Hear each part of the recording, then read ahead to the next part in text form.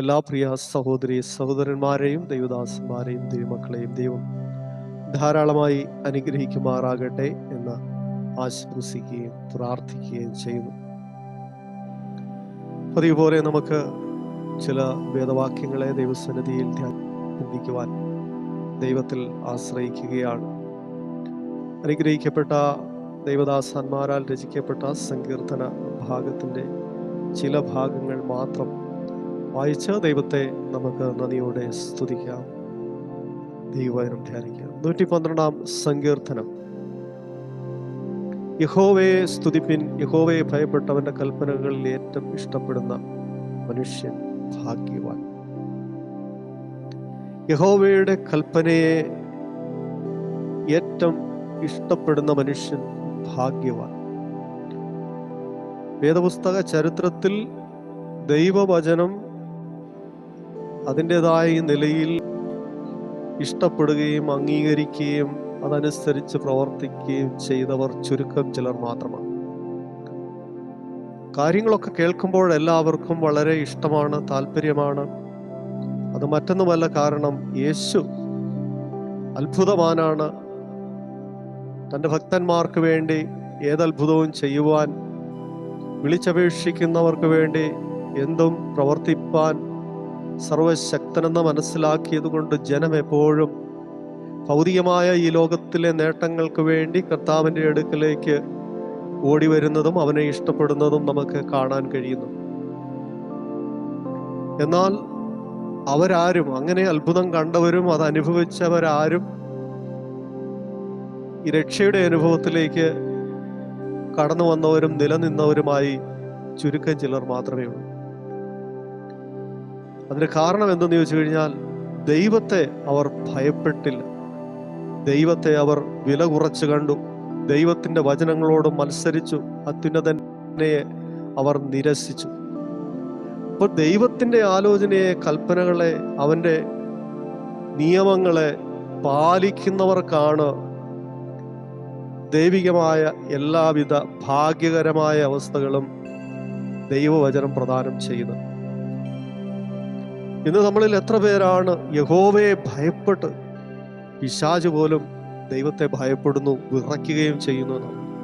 പക്ഷെ നമുക്കൊക്കെ ദൈവത്തെയും ദൈവത്തിന്റെ സന്നിധിയും ദൈവത്തിന്റെ ആലയത്തിലും ദൈവമക്കൾ കൂടി വരുന്ന പല സ്ഥലങ്ങളിലും ദൈവമില്ല എന്ന് തോന്നിപ്പോകുന്ന തരത്തിലുള്ളതായ പ്രവർത്തികൾ ഉണ്ടാകുന്നതായി നമുക്ക് കാണാൻ, വാസ്തവമായി അവരുടെ നടുവിൽ ദൈവവുമില്ല, ദൈവപ്രവൃത്തിയുമില്ല എന്ന് നമുക്ക് കാണാൻ കഴിയുന്നുണ്ട്. അതിന്റെ കാരണം എന്താണ്? യഹോവയെ ഭയമില്ല, ദൈവത്തെ അവർക്ക് ഭയമില്ല.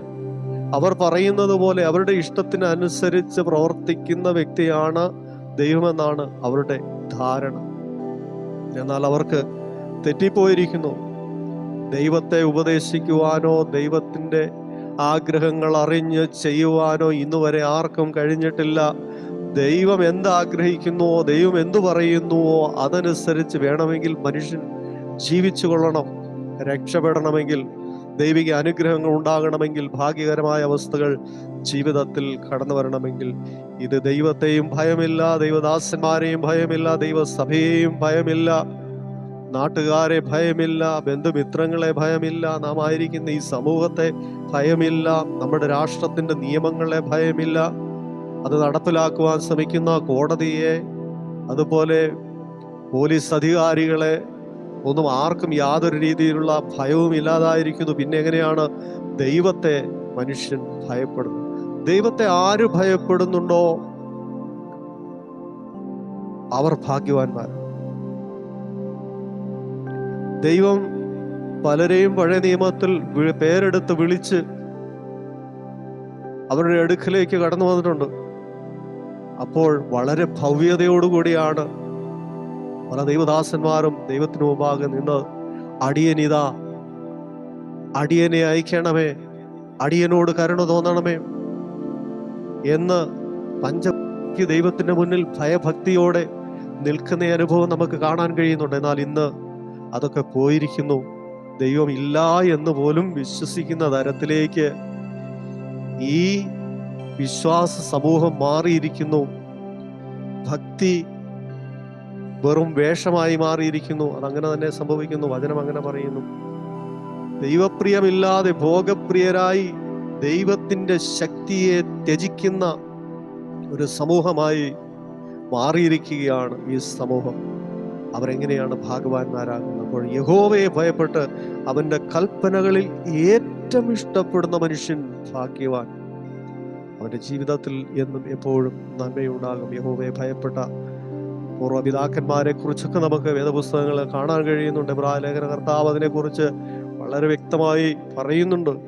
അവർ ദൈവത്തെ പ്രതി സിംഹങ്ങളുടെ കൂട്ടിലടയ്ക്കപ്പെട്ടു, അഗ്നിയുടെ നടുവിൽ എറിയപ്പെട്ടു, ഈർച്ചവാളാൽ അറക്കപ്പെട്ടു, തോൽ കൊണ്ട് വസ്ത്രമുണ്ടാക്കി അതുടുപ്പിച്ച് വെയിലത്തിട്ട് അവരെ കത്തിച്ച്, അങ്ങനെയുള്ളതായ അനുഭവങ്ങളുടെ നടുവിൽ അവർ ദൈവത്തോടുള്ളതായ സ്നേഹവും ബഹുമാനവും ഭയവും അവർ നിലനിർത്തുവാൻ തക്കൊണ്ടും ഇടയായി തീർന്നു. ആകയാൽ ഇന്ന് നമ്മൾ ആ അനുഭവത്തിലേക്ക് നമ്മൾ കടന്നു വരുന്നെങ്കിൽ ജീവിതത്തിൽ അത് വലിയ അനുഗ്രഹമായി മുമ്പോട്ട് പോകട്ടെ. അവന്റെ സന്തതി ഭൂമിയിൽ ബലപ്പെട്ടിരിക്കും. എങ്ങനെയുള്ളവരുടെ യഹോവയെ ഭയപ്പെടുകയും അവന്റെ കൽപ്പനകളിൽ ഏറ്റവും ഇഷ്ടപ്പെടുകയും ചെയ്യുന്ന മനുഷ്യന്റെ സന്തതി ഭൂമിയിൽ ബലപ്പെട്ടിരിക്കും. നേരുള്ള അവരുടെ തലമുറ അനുഗ്രഹിക്കപ്പെടും. ഐശ്വര്യവും സമ്പത്തും അവന്റെ വീട്ടിലുണ്ടാകും. അവന്റെ നീതി എന്നേക്കും നിലനിൽക്കുന്നു.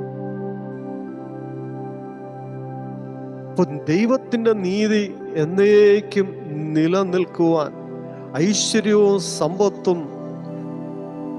നമ്മളുടെയും നമ്മുടെ തലമുറയുടെയും വീട്ടിൽ ഉണ്ടാകുവാൻ, നമ്മുടെ സന്തതി ഭൂമിയിൽ ബലപ്പെട്ടിരിക്കുവാൻ, നാം ഭാഗ്യകരമായ അവസ്ഥയിലേക്ക് എത്തിച്ചേരുവാൻ ഈ ലോകത്ത് മറ്റൊന്നും ചെയ്യേണ്ട കാര്യമില്ല. യഹോവയെ ഭയപ്പെട്ടവന്റെ കൽപ്പനകളിൽ ഏറ്റവും ഇഷ്ടപ്പെട്ടാൽ മതി. അങ്ങനെയെങ്കിൽ ഇന്ന് നമ്മളിൽ ആര് ഈ പറഞ്ഞ വചനം പോലെ യഹോവയെ ഭയപ്പെട്ട് അവന്റെ കൽപ്പനകളിൽ ഇഷ്ടപ്പെട്ട് അത് പ്രമാണിക്കുന്നവരായി ജീവിതം മുൻപോട്ട് നയിക്കുവാൻ ആഗ്രഹിക്കുന്നുവോ? അവരെ തേടി യേശു ക്രിസ്തു ഇന്ന് നിങ്ങളുടെ ഹൃദയത്തിന്റെ വാതിൽക്കൽ നിന്ന് മുട്ടുകയാണ്. നിങ്ങൾ എപ്പോഴവന്റെ ശബ്ദം കേട്ട് നിങ്ങൾ യേശുവിനായി നിങ്ങളുടെ ഹൃദയത്തിന്റെ വാതിൽ തുറന്നു കൊടുക്കുന്നുവോ, ഇന്ന് ഇപ്പോൾ തന്നെ ദൈവം നിങ്ങളുടെ ഹൃദയത്തിനുള്ളിൽ വസിക്കുവാൻ തുടങ്ങുകയാണ്. ആകയാൽ അതിനായി നമുക്കൊരുങ്ങാം. നമ്മളും നമ്മുടെ സന്തതിയും അനുഗ്രഹിക്കപ്പെട്ടവരായി തീരട്ടെ.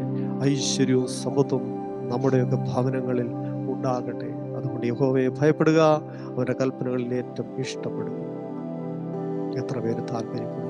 അവർക്ക് വേണ്ടി വെളിപ്പെടുന്ന ദൈവ സാന്നിധ്യം ഇന്ന് നമ്മുടെ മധ്യത്തിലുണ്ട്.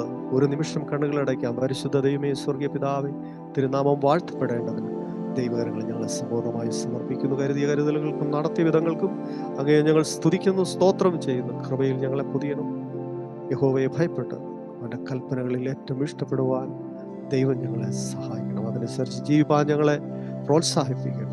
പരിശുദ്ധാത്മാവ് അതിനെ ഞങ്ങളെ സഹായിക്കണം. യേശു ക്രിസ്തുവിൻ ധന്യമറിയ നാമത്തിൽ ആമേൻ. ദൈവം നമ്മളെല്ലാവരും അനുഗ്രഹിക്കട്ടെ. എല്ലാവർക്കും ക്രിസ്തു യേശുവിന്റെ നാമത്തിൽ സ്നേഹവന്ദനത്തെ അറിയിക്കുന്നു. Thank you.